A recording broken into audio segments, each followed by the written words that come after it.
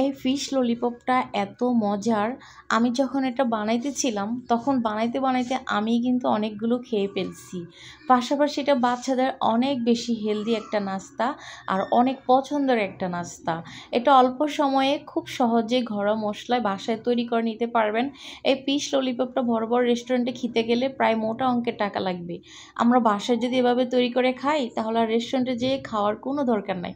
অনেকে মাছ পছন্দ করে না, আমরা যদি বাসায় এরকম হেলদি একটা স্ন্যাক রেসিপি তৈরি করে দেই তাহলে যারা মাছ পছন্দ করে না তারা খুব মজা করেই খেয়ে নেবে। চলুন তাহলে কিভাবে করেছি দেখিয়ে দিই। আসসালামু আলাইকুম, সবাই কেমন আছেন? আশা করি ভালো আছেন। আজকে আমি আপনাদের সাথে খুবই সাধারণ একটা রেসিপি শেয়ার করব। সাধারণ হলেও কিন্তু অসাধারণ। সেটা হচ্ছে ফিশ ললিপপ। এটা কিন্তু আমরা সবাই খুব পছন্দ করি, বিশেষ করে বাচ্চারা কিন্তু অনেক পছন্দ করে। যেহেতু এটা ললিপপের মতো দেখতে, ওরা কিন্তু অনেক মজা করেই খেয়ে নেয়। তো চলুন কীভাবে করেছি অবশ্যই দেখিয়ে দিচ্ছি, সাথে থাকতে হবে, ভিডিওটি ফুল দেখতে হবে। আমি আজকে এই মাছগুলো নিয়েছি সব কোলের ফিশ। বড় সাইজের রুই মাছ ছিল। আপনারা যে কোনো মাছ দিয়ে কাটা ছাড়িয়ে এই নাস্তাটা করতে পারবেন। এখন হচ্ছে আমাদেরকে নাস্তার জন্য এই মাছগুলোকে ভাপিয়ে নিতে হবে। আমি এরকম একটা পাইপেন নিয়েছি। পাইপেনের এরকম পাইপেন কিন্তু সবার বাসায় থাকে জালিদার। তা আমি পাইপেনের উপরের যে জালিটা থাকে সেটা দিয়ে দিয়েছি। এখন এই সবগুলো মাছ এখানে বিছিয়ে দিচ্ছি। দেখেন এক এক করে, কোনো তেল ব্রাশ করার প্রয়োজন নেই, এভাবে দিয়ে দিবেন। 5 থেকে 6 মিনিটের মতো ভাপিয়ে নিলে মাছগুলো সিদ্ধ হয়ে যাবে। আর এই নাস্তাটা এত হেলদি, যারা মাছ খেতে পছন্দ করে না তাদেরকে এইভাবে করে দিবেন। আশা করছি অনেক মজা করেই খাবে। এটা মচমচে থাকে প্রায় 6 থেকে 7 ঘন্টার মতো। অবশ্যই ভিডিওটা না টেনে শেষ পর্যন্ত দেখেন।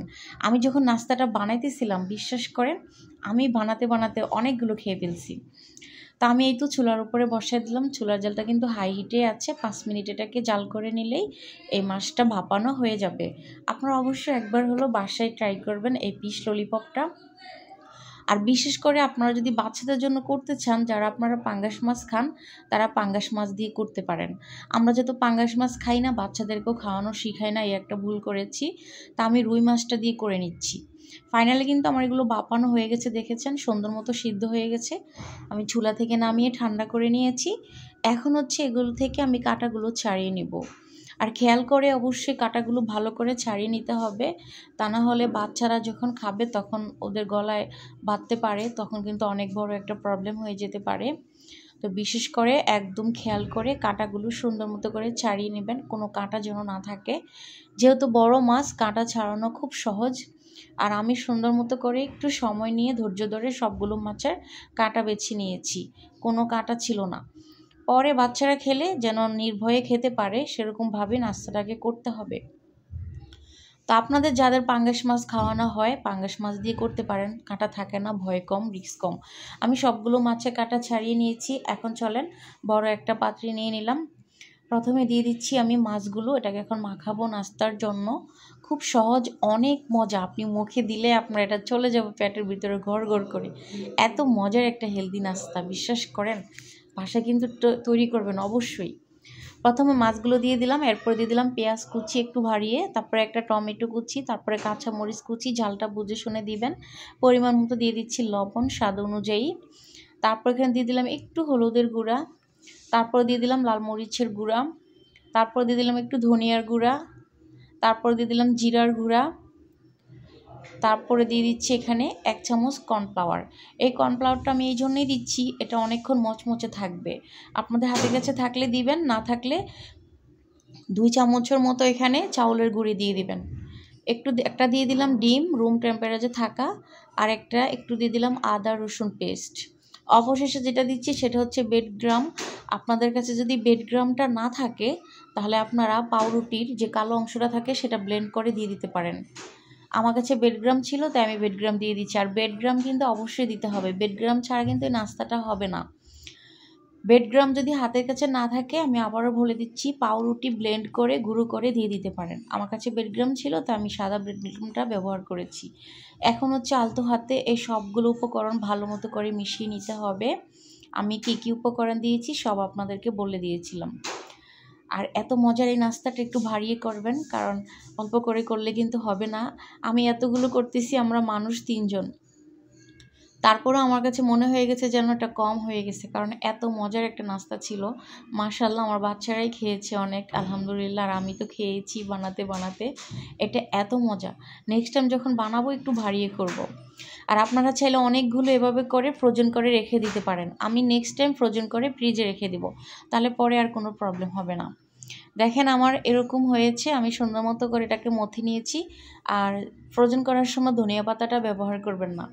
আজকের এই পিস ললিপপ বানানোর জন্য আমি এরকম আইসক্রিমের ডাট নিয়েছি। আপনাদের কাছে যেরকম থাকে সেটাই ব্যবহার করতে পারেন, নো প্রবলেম।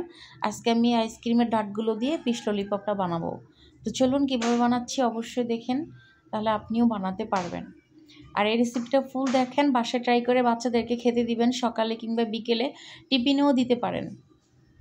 বাচ্চাদের টিফিনেও এই হেলদি নাস্তাটা দিতে পারেন, ওর সাথে একটু সস দিয়ে দিবেন, ওরা খুব মজা করে খাবে। তো আমি প্রথমে কয়েকটা একটু বড় করে করব, তারপরগুলো একটু ছোট করে করব। তো প্রথমটা আমি একটু বড় করে বানাচ্ছি। কীভাবে করছি দেখেন, আমরা আলুর চপ পেঁয়াজু যেভাবে বানাই ঠিক সেভাবেই, কঠিন কিছু নয়, একটু দেখলেই বুঝতে পারেন। তো দেখেন আমি একটা বানিয়ে নিয়েছি, আরেকটা বানিয়ে আপনাদেরকে দেখাচ্ছি। তো এভাবে করেই কিন্তু আমি সবগুলো বানিয়ে নিব। আর আমার ব্যাটারটা কত সুন্দর হয়েছে দেখেন, এরকম হলেই কিন্তু আপনার নাস্তাটা পারফেক্ট হবে। আমার ব্যাটারটা কিন্তু হাতে লেগে যাচ্ছে না, দেখেন অনেক সুন্দর হয়েছে, ঠিক এরকম হতে হবে। দেখেন আমি কিভাবে শেপ দিয়ে নিচ্ছি। তো এভাবে করে এই যে কাঠিটা পরে ভিতরে দিয়ে দিবেন, হয়ে যাবে শেষ। তো এভাবে করে আমি সবগুলো বানিয়ে নিব, খুব সহজে মজাদার নাস্তা রেসিপি। সকালে কিংবা বিকেলে চায়ের আড্ডায় কিন্তু নাস্তাটা করতে পারেন, হেলদি একটা স্ন্যাক্স রেসিপি, খুব ভালো লাগে। সবসময় একরকম নাস্তা না খেয়ে একটু ঘুরিয়ে ফিরিয়ে ট্রাই করলে হয়ে যায়। ফাইনালি আমার এতগুলো নাস্তা হয়েছে। আমি কিন্তু আরেক রকমের বানিয়েছি, সেটা আমি আপনাদেরকে দেখাতে পারিনি, কারণ সেটা আমি বেজেও নিয়েছি অলরেডি। এটা এত মজা হয়েছে আপনাদেরকে বললাম না, আমি এটা বানিয়ে রেখে দিয়েছি। আর যে নাস্তাটা আমি বানাইছি সেটা আমি ভেজে অলরেডি খেয়ে ফেলছি। আপনাদেরকে অবশ্যই দেখাবো, এখন আরও 3-4টা আছে। এটা অনেক বেশি মজা হয়েছে। তো আমি যে পরিমাণে খেয়েছি আমার পেট ভরে গেছে। এগুলো এখন আমার হাজব্যান্ড আমার বাচ্চারা খাবে, ওরা খেয়ে কি রিভিউ দেয়, তারপরে হচ্ছে আবার নেক্সট টাইম বেশি করে বানাবো এবং ফ্রোজেন করে রেখে দিব। তো কত সুন্দর লাগতেছে তাই না? চলো এটা এখন ভাজতে চলে যাই আমরা চুলায়। এই যে দেখো আমি যে ভেজেছিলাম, আমার তেলগুলো কিন্তু প্রমাণ দেখেছো, তেলের মধ্যে লেগে আছে পেঁয়াজ। তো দিয়ে দিচ্ছি আস্তে আস্তে করে সুন্দর মতো করে। আর এই কাজটা কিন্তু একটু সাবধানে করবে, তা নাহলে তেল ছিটে এসে গায়ের মধ্যে হাতের মধ্যে পড়ে ঠোস পড়ে যেতে পারে, তখন কিন্তু নাস্তা বানাতে গিয়ে সর্বনাশটাই বেশি হবে, তাই একটু সাবধানে করবে। আর চুলার জালটা কিন্তু এটা একেবারে কম আঁচে রাখতে হবে, তা না হলে আমাদের উপর থেকে কালার চলে আসবে, ভিতর থেকে কিন্তু এই নাস্তাগুলো হবে না, তখন কিন্তু খেতে ভালো লাগবে না, মচমচে হবে না। দেখো আমি কিভাবে করে নিচ্ছি।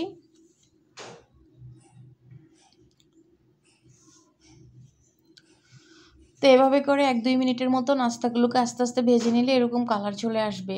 এখন হচ্ছে আমার নাস্তাগুলোর কালার চলে আসছে, আমি তুলে নিচ্ছি। দেখো অনেকে রান্নার ভিডিওতে মিউজিক ব্যবহার মানে পছন্দ করে না, তাই আমি মিউজিক দেই না রান্নার ভিডিওতে। যদি আপনারা বলেন রান্নার ভিডিওতে মিউজিক লাগাতে, আমি অবশ্যই লাগাবো। অনেকেরই পছন্দ না, কয়েকজনের কমেন্ট পেয়েছিলাম। তো ফাইনালি আমার নাস্তাগুলো হয়ে গেছে আপুরা ভাইয়েরা, দেখো খুবই মজার একটা নাস্তা, দেখতে যেমন সুন্দর খেতে তেমন দারুণ মজার। ওই যে মাঝখান দিয়ে দেখা যাচ্ছে ফিঙ্গারের মতো, ওই ফিঙ্গারের মতো আগে আমি অনেকগুলো ভেজে খেয়ে নিয়েছি, অনেক মজা ছিল। তো এটা কতটা মচমচে আর ক্রিসপি হয়েছে দেখো, আমি একটা কাঁটা চামচ দিয়ে তোমাদেরকে দেখাচ্ছি। এটা প্রায় 8 থেকে 9 ঘন্টার মতো মচমচে থাকবে, কিছুই হবে না। আমি যেভাবে করেছি এভাবে করলে এটা কিছুই হবে না, প্রায় অনেক ঘন্টা এটা মচমচে থাকবে।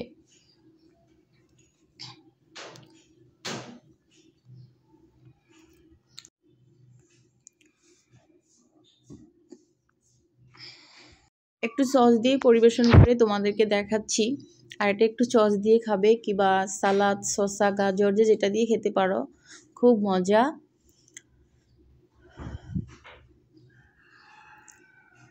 একটু সস নিয়ে নিলাম আর তোমাদেরকে দেখাচ্ছি এটা ভিতর থেকে কতটা মজা হয়েছে আর ক্রিসপি হয়েছে। তো যারা এখনও পর্যন্ত আমার চ্যানেলটি সাবস্ক্রাইব করো নাই, প্লিজ আমার চ্যানেলটি সাবস্ক্রাইব করে দিও। প্রতিদিন এই ধরনের সুন্দর সুন্দর ভিডিও পেতে অবশ্যই বেল আইকন ক্লিক করে রেখো, তাহলে ভিডিও ছাড়লে নোটিফিকেশন চলে যাবে। আর নাস্তা রেসিপি কেমন হয়েছে তোমরা কিন্তু কমেন্টস করে জানাতে ভুলবা না। তোমাদের জন্য ভিডিও বানাই, প্লিজ তোমাদের ভালোবাসা চাই। সবাই আমার পাশে থাকবে ইনশাল্লাহ, আমিও তোমাদের সাথে আছি সব সময়। আর সবার প্রতি থাকবে আমার অনেক অনেক ভালোবাসা। যারা সবসময় আমার ভিডিও দেখো, তোমাদের জন্য আমার পক্ষ থেকে অনেক ভালোবাসা এবং অনেক দোয়া। তোমরা সবাই অনেক দূর এগিয়ে যাও, দোয়া রইল। আজকের মতো বিদায় নিলাম, আল্লাহ হাফেজ।